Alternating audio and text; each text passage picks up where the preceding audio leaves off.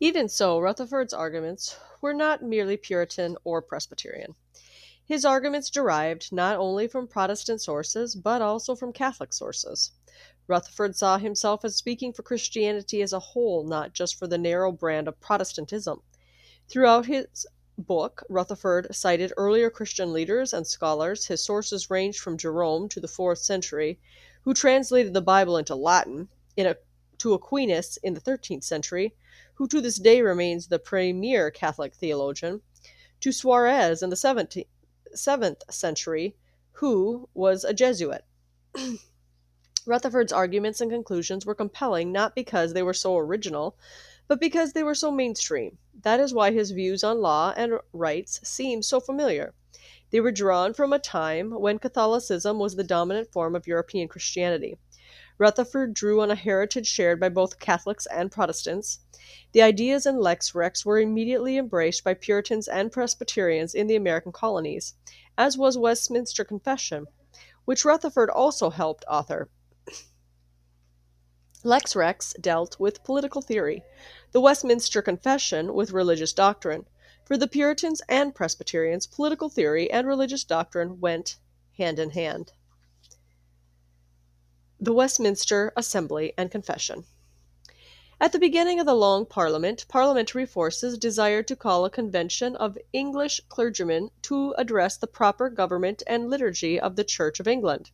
They proposed this convention time and again, but to no surprise, King Charles I would not give his assent. On June 12, 1643, the convention was called without the king's permission. In defiance to the king, the Westminster Assembly convened at Westminster Abbey on July 1st of 1643 and elected William Tweesey as the moderator. In August 1643, the political conflict between the king and Parliament became fierce. The Roundheads, who sided with Parliament, were losing. To strengthen their military position, commissioners from Parliament ventured to Edinburgh, Scotland, to seek aid from the Scots. The Scots agreed to help if they were given a say at the Westminster Assembly. This agreement between the Roundheads and the Scots is known as the Solemn League and Covenant. As a result of this covenant, Scotland sent representatives to Westminster. Among them was Samuel Rutherford, the author of Lex Rex. The Puritans and Presbyterians at Westminster authored a classic statement of the Protestant Reformation known as the Westminster Confession. It affirms the Protestant commitment to the Bible as the ultimate authority. Beginning in chapters 19 and 20, the Confession discusses the relationship between church and state.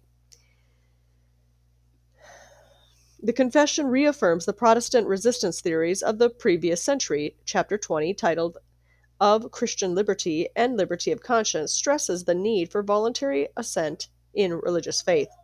God alone is Lord of the conscience and hath left it free from the doctrines and commandments of men, which are in any thing contrary to his word, or beside it in matters of faith, of worship. So that to believe such doctrines, or to obey such commands out of conscience, is to betray true liberty of conscience, and the requiring of an implicit faith and an absolute and blind obedience is to destroy liberty of conscience and reason also. A century later, this position became firmly implanted in the mind of James Madison as a divinity student in Princeton. He studied the Westminster Confession closely. Madison was the chief architect of the United States Constitution, including the First Amendment, which states that our government shall not establish or prohibit the exercise of religion. The Westminster Confession contains and illuminates many of the ideals upon which our nation was established. Its influence during the formative years of our nation was vast. Second only to the Bible, the shorter Catechism of the Westminster Confession was the most widely published piece of literature in the pre-Revolutionary era in America. It is estimated that some 5 million copies were available in the colonies. With a total population of only 4 million people in America at the time of the Revolution and only 2 million of Europe descent, that number is staggering. The Westminster Catechism was a central part of colonial education. In New England, learning it was required by law. Each town employed an officer to visit homes and hear children recite the catechism. The primary school book for children, the New England Primer, included the catechism. Assent to the Westminster Confession was an admission requirement at Harvard, Yale, and Princeton. Daily recitations of this were required at these schools. Their curriculum included memorization of the Westminster Confession and the Westminster Larger Catechism. There was not a person at Independence Hall in 1776 who had not been exposed to the Westminster Confession and its two catechisms, the Westminster Larger Catechism and the Westminster Shorter Catechism. Many of them had the Shorter Catechism memorized by the time they were 10. The Shorter Catechism itself runs over 10 ordinary-sized pages, numbers more than 100 questions, and includes the Lord's Prayer, the Ten Commandments, and the Apostles' Creed. In its first 50 years, the Westminster Confession went through 40 separate printed editions, including translated into Latin and German. Its impact was immense. The Princeton scholar Benjamin Warfield wrote, "It was impossible for anybody of Christian in the British kingdoms to avoid attending to it." Benjamin Franklin, who became very wealthy through his printing press, owed much of his success to the sale of his 1745 edition of the Confession. Franklin urged one young admirer, "Don't forget your catechism." Massachusetts and Connecticut adopted the Westminster Confession as their official statement of faith. Although slightly altered and called by different names, it became the basic statement of faith for Congregationalist, Baptist, Presbyterian churches throughout the English-speaking world. Whether the Westminster Assembly was used as a working model or not, many assemblies throughout the colonies, the Continental Congress, and even the Constitutional Convention operated in ways similar to the operation of the Westminster Assembly. In addition, their position statements and the very Constitution itself were organized into chapters and articles reminiscent to the Westminster Confession. The defeat of Charles I and the protectorate of Oliver Cromwell. In the English Civil War, the Puritans were ultimately victorious over the armies of King Charles I. Consequently, in 1649, he was put on trial for treason and tyranny. At his trial, Charles invoked the divine rights of kings. "Remember, I am your king, your lawful king, and what sins you bring upon your heads, and the judgment of God upon this land. Think well upon it. I have a trust committed to me by God. By old and lawful descent, I will not betray it to answer to a new unlawful authority." The Puritan leaders responded by citing the social contract theory of the Vindicate and Rutherford. This we learn, the end purpose of having kings or any other governors is for the enjoying of justice. For there is a contract and a bargain made between the king and his people, and your oath is taken, and certainly, sir, the bond is reciprocal. Sir, if this bond be broken, farewell sovereignty. American colonists appealed to the same political theory 130 years later. Many of the patriots who founded the United States looked to the Puritans of the English Civil War as their forerunners. During the English Civil War, the leader of the Puritan army was Oliver Cromwell. As a young man, Cromwell wished to come to America with his Puritan friends to settle in Boston. He was detained in England. Thus, instead of avoiding persecution by means of flight, he was compelled to fight. After their victory over Charles, the Puritans took steps to turn England into an independent democratic republic, or what is known as the Commonwealth. In this way, the Puritans reformed the English government and rejected monarchy. In 1653, Cromwell was made Lord Protector of England. He thus became the title Chief Executive, but did not assume the title King. As Lord Protector, he refused to make either Puritanism or Presbyterianism the official religion of state. It is certain that Cromwell knew of the early Protestant reformers' emphasis on the Creator-Redeemer distinction. He held opinions very similar to Luther's. Cromwell and his supporters rejected the view that governments have the power to dictate people's beliefs. On December 16, 1653, Cromwell introduced a written constitution called the Instrument of Government. It provided for complete religious freedom for everyone as long as their religious beliefs did not require the overthrow of the government. Religious freedom therefore extended to everyone except Catholics. At the same time, Rome required Catholics in England, Scotland, and Ireland to overthrow Protestant governments and set up Catholic governments in their place. As long as each Catholic was a potential revolutionary and terrorist, Cromwell would not grant them religious liberty. Cromwell limited the government's use of force to dealing with outward acts that harm others. it was not government's place to punish belief or worship. For Cromwell, government could only punish conduct that caused civil injury or a breach of public peace. He therefore wrote that such as profess faith in God by Jesus Christ, through differing in judgment from the doctrine, worship, or discipline publicly held forth, shall not be restrained from, but shall be protected in, the profession of faith and the exercise of their religion, so as they abuse not this liberty to the civil injury of others and to the actual disturbance of the public peace on their parts. After Cromwell died in 1658, the people yearned to restore the monarchy. Cromwell, committed to the Creator-Redeemer distinction, resulted in widespread religious liberty throughout England. But it was an idea still ahead of its time. His Puritan vision of constitutional government, combining democracy and republicanism, would have to wait another time and place. The Restoration and John Locke. In 1660, Charles II was crowned King of England. This event is referred to as the Restoration. Charles II was able to regain the confidence of those who had executed his father by pledging to maintain and protect Protestantism as the religion of the realm. Charles was interested in America and initiated several new colonies there. Pennsylvania, Delaware, and New Jersey are sometimes called Restoration colonies. In addition, Charles annexed New Amsterdam from the Dutch and gave control to it to his brother James, the Duke of York. It was fittingly renamed New York, but Charles's favorite project in America was settling a colony named after himself, Charleston. Because the Latin form of Charles is Carolus, the region surrounding Charleston was named Carolina. Charles's advisor, Lord Shaftesbury, was given the task of drafting a constitution for the new colony. Shaftesbury turned to his colleague John Locke (1632 to 1704) for assistance. Locke was the son of a Puritan who had fought with Oliver Cromwell in the 1640s. Locke insisted on liberty of conscience and the Creator-Redeemer distinction. The Carolina Constitution was a remarkably progressive document. No other colony, English or foreign, was ever started with guarantees for liberty of conscience.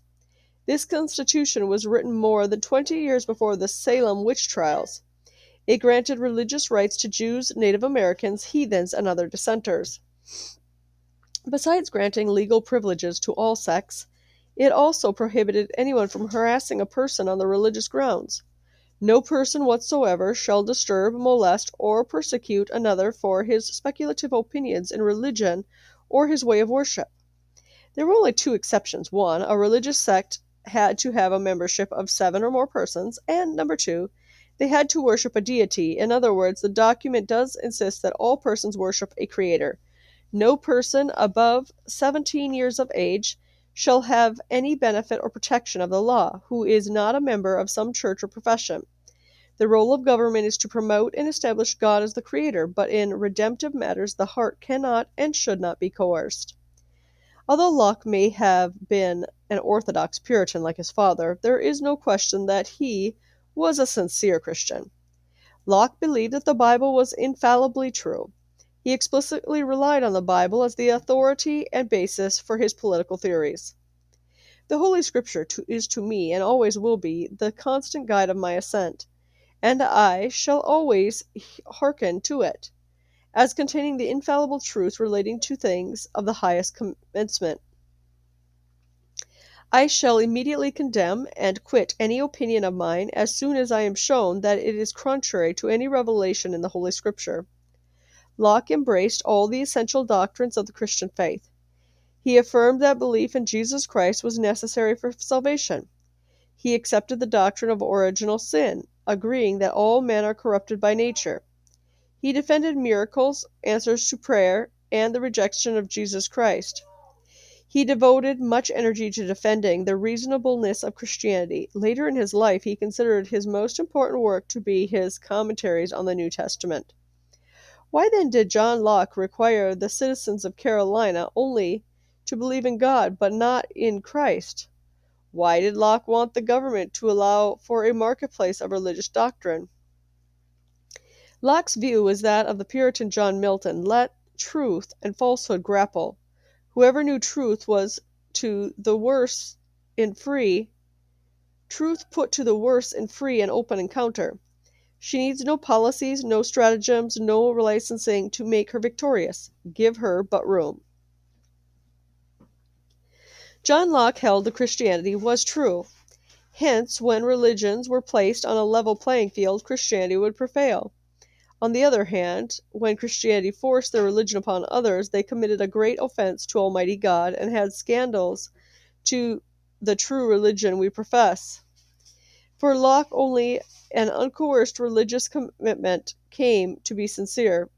Religious toleration was the very best way for non-Christians to be won over to embrace and unfeignedly receive the truth of the gospel.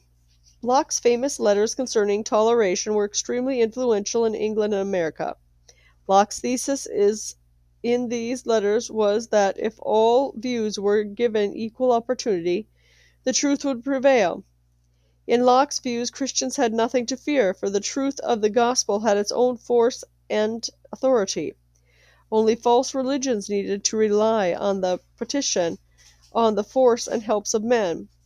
This liberation approach, which was adopted by the American founders, flowed directly from Locke's understanding of Christianity, which in turn flowed from Puritanism of Milton and Rutherford, in whom he was exposed in his youth. For Locke, the founders' religious liberty was the only way to guarantee genuine Christian faith among the people. The Enlightenment denotes an intellectual movement that spanned the 17th and 18th centuries. Enlightened thinkers stressed the role of scientific and philosophical inquiry as a means for obtaining truth. Although there is no official beginning to the Enlightenment, it is generally traced to the scientific revolution of Copernicus, Galileo, and Newton. Not all Enlightenment thinkers embraced reason at the expense of biblical authority and tradition. This may have been the case in France, but frequently the connection between the Enlightenment and Christianity was close and friendly. The chief representatives of the Enlightenment in England, for instance, were Francis Bacon, Isaac Newton, and John Locke. Each of them defended the Bible, including its miracle stories. George Berkeley succeeded Locke as the premier Enlightenment philosopher of England. He was a bishop of the Anglican Church, and his most important philosophical work, the Three Dialogues, was written to prove the existence of God. René Descartes and Blaise Pascal were forerunners for the French Enlightenment, and they combined love for philosophy and reason with love for their Roman Catholic heritage. Samuel Pufendorf and Gottfried Leibniz were among the top German intellectuals of the late 17th century. Pufendorf was a political theorist, and Leibniz a philosopher and mathematician. Both were Christians, and openly so. Pufendorf developed Calvin's political theory further and was embarked by Calvinists in Europe as well as America. One of Leibniz's best-known titles, the Theodicee, counters the skepticism who claim the evil disproves the existence of a good God. Nonetheless, in the 18th century, particularly in France, the Enlightenment turned anti-Christian. Voltaire led the way. Voltaire's target included Leibniz and the Catholic philosophical tradition known as Scholasticism. The French Enlightenment's radical swing against Christianity ultimately resulted in the violent overthrow of Rome and Catholic Church and the King Louis the 16th in their country. Instead of ushering in a new golden age, however, the French Revolution quickly led to a reign of terror in which people suspected of disloyalty were routinely guillotined. Unlike the American Revolution, the French Revolution quickly failed and radically. Its ideas of liberty, equality, and fraternity quickly disintegrated under Napoleon Bonaparte's dictatorship. In America, the Enlightenment flourished with the Ivy League schools whose first priority was theological education. Indeed, the aim of schools like Harvard, Yale, and Princeton was to produce and maintain an educated clergy. Jonathan Edwards, a Yale graduate and the first president of the College of New Jersey, later named Princeton University, was a leader of the American Enlightenment. Not only was Jonathan Edwards a towering intellectual, but he was also a fervent preacher. Indeed, he was best remembered for his role in the religious revival known as the Great Awakening. In America, the Enlightenment combined a love for scholarship with a love of spiritual renewal, an unusual combination that today's standards. Today, or toward the end of the 18th century, however, the Enlightenment veered away from Orthodox Christianity, substituting it in place deism and later Unitarianism. Unitarians rejected formal creeds and instead made reason and conscience the criteria for religious belief and practice. Benjamin Franklin summarized these religious views as follows: the most acceptable service of God was the doing good to man, that our souls are immortal, and that all crime will be punished and virtue rewarded either here or hereafter. These I esteemed the essentials of very religion, and being found in all the religions we have in our country, I respected them all, though with different degrees of respect.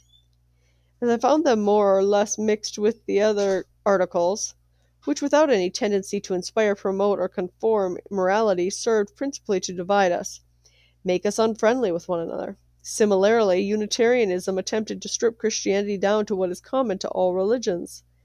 In the process, it threw out much of what was distinctive about Christianity. A movement parallel to Unitarianism was deism. According to deism, thank you, the deistic universe is like a giant clock. A supreme being created the universe, but no longer intervenes in it. The deistic universe is like a giant clock. Once it is wound up, it continues on its own. Although the views of a few American founders were deistic or foreshadowed Unitarianism, like Franklin and Jefferson, the majority were Orthodox Christians who accepted the Bible as a whole and not a stripped down version of it. In the late 1670s, it became apparent to Parliament that Charles II was getting old, and that according to the rule of royal succession, his brother would soon inherit the throne. His brother was James, Duke of York. James married a Roman Catholic princess and in 1672 announced that he himself had become Roman Catholic. This frightened many Puritan leaders who, as veterans of the Civil War, feared that England would soon face another civil war if James were permitted to become king. They did everything in their power to prevent it. They spread the rumor that there was a Popish plot to assassinate Charles and to convert all of Britain to Catholicism. They attempted to pass legislation that would forbid James from becoming king. Instead of Charles's brother, they wanted Charles's Protestant son, James, Duke of Monmouth. The efforts to exclude Charles's brother from the throne led the king to dissolve Parliament in 1681, never to call it back. Charles remained committed to his brother. Not only were they good friends, but Charles had a high regard for the tradition of royal succession. He was not about to let political hotheads undo the monarchy again. The most outspoken representative of the Puritan cause at the time was Algernon Sidney from 1623 to 1683. Sidney had fought with the Roundheads in the English Civil War and been a member of the Long Parliament. By the 1670s, he had become a seasoned political philosopher, responding to a treatise defending the divine right of kings, Robert Filmer's Patriarcha. Sidney wrote his best-known book, Discourses Concerning Government. This book reiterated many of the arguments and conclusions of Rutherford's Lex Rex. Sidney developed the resistance theory of the earlier Puritans and carefully presented the social contract theory of government. According to Sidney, the government's legitimacy derived from the consent of the people. Moreover, both the law of God in the Bible and the law of nature and creation permit and even demand resistance to the government that betrays the Bible's extensively to defend the theory betrays the people's consent. Sidney was a thoroughgoing Protestant who in his discourses used the Bible extensively to defend the theory of social contract. Sidney's discourses emphasize the covenant theology of the Old Testament and especially the legal codes of Deuteronomy. Although John Locke remains the key figure who shaped the founders' political thought, Sidney's writings were extremely influential. The founders actually quoted Sidney more often than Locke, and Sidney's discourses concerning government have been called the textbook for the American Revolution. During a visit to University of Copenhagen, Sidney wrote in the visitor's book, Manas haec iminica tyrannis. This hand enemy to tyrants by the sword seeks calm peacefulness with liberty. This was printed beneath the frontispiece of early editions of the Discourse, and to this day remains the official model of the Commonwealth of Massachusetts. In 1775, when Presbyterians in Virginia were deciding what name to bestow on their first college in that colony, they chose two Puritan leaders from the previous century, John Hampden, who died fighting in the Puritan Revolution of 1643, and Algernon Sidney. The college exists to this day, Hampden Sidney College. Sidney are alternate spellings. Late in life, Jefferson wrote a letter saying that the ideas in the Declaration of Independence were really not new, and he cited Sidney as one of the writers he paraphrased. When the founders of our nation were asked what political writers were most important, they would answer John Locke and Sidney to the same breath. In 1683, Sidney conferred that Charles II's sons was about to take the throne by force once Charles was dead, and thereby to prevent Charles's Roman Catholic brother from becoming king. When Charles discovered this conspiracy known as the Rye House Plot, Sidney was put on trial for treason. His discourses concerning government was used as evidence against him, and when he was executed he took satisfaction that he was being martyred for the Protestant cause in which he had enlisted as a young man. Locke was likewise accused, but went on into hiding and thus avoided execution. Sidney and his political allies and ties to the earlier Roundheads, who had made a pact with the Scottish Presbyterians in the English Civil War. That association earned them the designation Whigs, a slang term commonly used for Scottish thugs. Sidney and his allies embraced the insult, claiming that the letters WHIG stood for We Hope in God. In response, they labeled the supporters of the Duke of York Tories, a slang term used for Irish Catholic hoodlums. The insult stuck, and this ideological conflict set the stage for the famous party divisions in America in the 18th century. Those who adopted Sidney's position, which included the founders and patriots of the United States, called themselves Whigs. Those who remained loyal to the king called themselves Tories.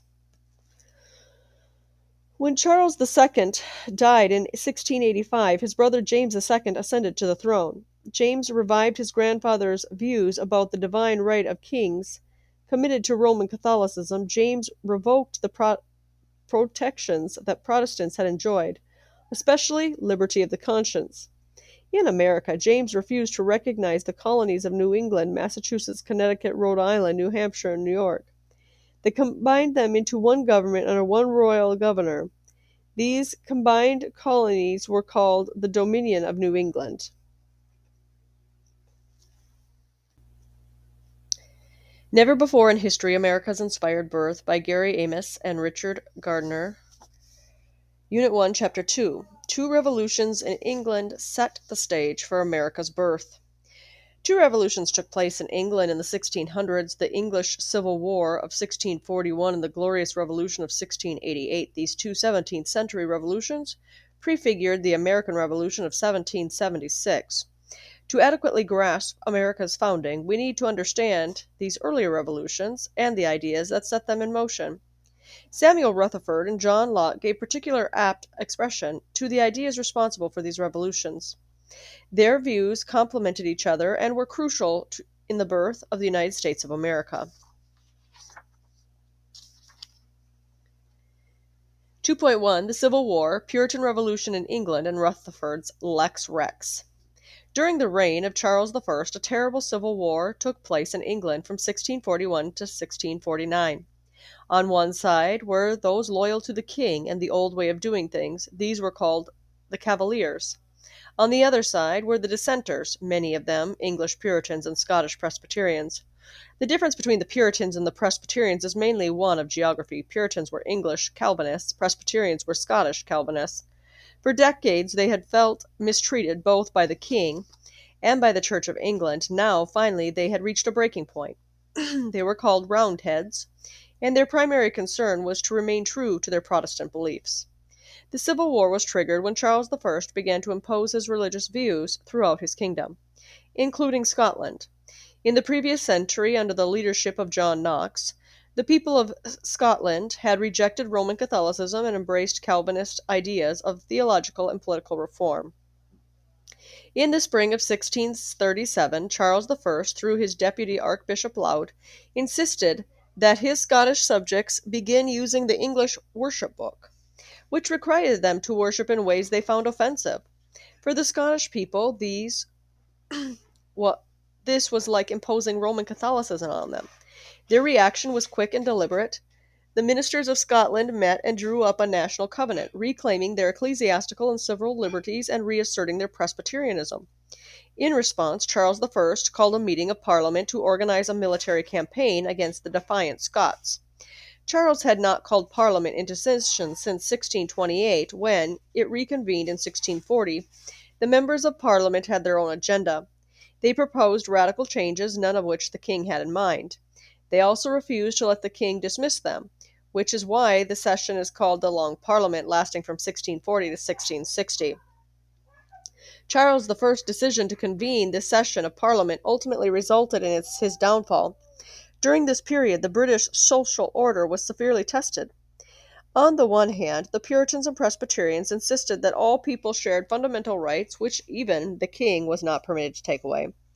Charles disagreed and used every means at his disposal to stop this challenge to his authority. He controlled the national treasury. He had enormous control over newspapers, book publishers, and every other channel of communication. He outlawed books with which he disagreed, especially those written by Puritans, and he said people to write books supporting his own ideas and policies. Just prior to 1644, a clergyman named John Maxwell wrote a very influential book claiming that the English kings ruled by divine right, completely apart from any legal restraint. Maxwell was on the king's payroll. In response, the Puritans and Presbyterians wrote many books and pamphlets refuting Maxwell. Perhaps the most famous of these books was written by a Scottish Presbyterian named Samuel Rutherford. In 1644, Rutherford published Lex Rex at Westminster in London. The title is usually translated The Law and the Prince. A more literal translation would be The Law as King. Rutherford's book reflected the theological, political ideas of Calvin as they were transmitted through the French Huguenots to the Scottish Presbyterians and English Puritans. Rutherford's book was organized into 64 questions.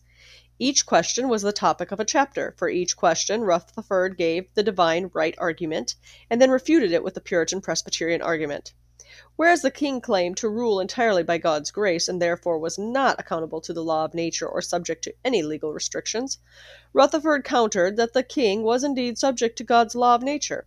When the people made someone king, they did not give up their rights by doing so. If the king violated the law of nature, he was criminal and could be punished as a criminal. He could also be deposed and lose his throne. Rutherford wrote Lex Rex at Westminster Abbey in London only a few years before John Locke, a philosopher who profoundly influenced the founding of the United States, was a high school student there. Locke's father was a member of the Puritan forces that fought against King Charles I. What's more, his father was personally acquainted with Rutherford. The Locke family knew Rutherford's thinking intimately, and it is reasonable to suppose that Rutherford's ideas were planted in young Locke's psyche and became the seed for his political theories. Although Rutherford wrote with great force and precision, his actual arguments and conclusions were not unique. He was one voice among many. He expressed views that were well known in Puritan and Presbyterian circles, not only in England, but in America as well. It should come as no surprise, therefore, that language similar to Rutherford's appeared in the constitutions of some of New England's states. That is where the Puritan and Presbyterian influence was strongest. Neither Parliament nor America was happy with James. In 1688, Parliament forced James from the throne without violence. This event is called the Glorious Revolution, or sometimes the Bloodless Revolution. In a move that satisfied both monarchists and Puritans, Parliament offered the throne to James's daughter Mary, who had married William, a Calvinist prince in the Netherlands. William and Mary quickly became the most beloved monarchs in England and America since Elizabeth I. It is therefore no surprise that the second college in America was named for them the College of William and Mary. This college was located in a colonial capital city called for Prince William, Williamsburg. Williamsburg, in turn, was located in a colony named for the Virginia Queen Elizabeth, Virginia. Making William and Mary monarchs, however, raised a problem. There was no way to justify their claim to the throne on the basis of royal succession. Such a drastic change in political procedures had to be justified and defended. What right did the English have simply to terminate the reign of a king? John Locke gave the required justification. Locke wrote 2 treatises of government in 1688 and 1689 during the Glorious Revolution. Along with Sidney's discourses, these treatises were later quoted, cited, and plagiarized throughout America. Jefferson and the founders made extensive use of them. It is important, therefore, to understand Locke's political philosophy. John Locke's political philosophy. The essence of John Locke's political theory is that people set up social governments to protect the rights of life, liberty, and property. Any government that does not serve these aims is tyrannical, and the people have the right to overthrow it. Was this theory original with Locke? Hardly. Locke was simply articulating the views of his Roundhead and Whig colleagues. Most of Locke's political ideas are found, at least in seminal form, in Rutherford's Lex Rex. Locke's arguments in Chapter 1 against the divine right of kings came directly from Lex Rex. His ideas about the scope and political power, the state of nature, the place of reason in the law, the right of property, equality, and liberty are also found in Lex Rex. Although John Locke did extend Rutherford's ideas, the overlap between Locke's second treatise and Rutherford's Lex Rex is striking. The core of the compact theory of government is identical in both. They contain identical views on the laws of nature, human rights, property, and the authority of government. Although a careful study of Locke's paraphraseology shows that he borrowed the language of other Puritans, Locke distilled concepts that were the common coin for Puritan political theory. Even Locke's distinction between natural law and divine law derived from early Puritan sources. John Locke spoke of the moral law of the law of nature, which is evident in the creation, and the law of God, which is the law given in the Bible. This distinction is taken directly from the writings of Puritans and can be found in Westminster Confession, which speaks of the law of nature and the law of the word. For his views on the law of nature, Locke frequently cited the Apostle Paul's first 2 chapters in the Epistle to the Romans. Locke's political theory helped to inspire America's founding. John Locke developed the Protestant resistance theories, gave them their final form. The English Civil War of 1641 and the Glorious Revolution of 1688 can be traced directly to the political ideas of the Protestant Reformation. The English Revolution of the 17th century foreshadowed the American Revolution, which looked to the same Protestant resistance theories. Consequently, the royal forces in England called the American Revolution the Presbyterian Rebellion.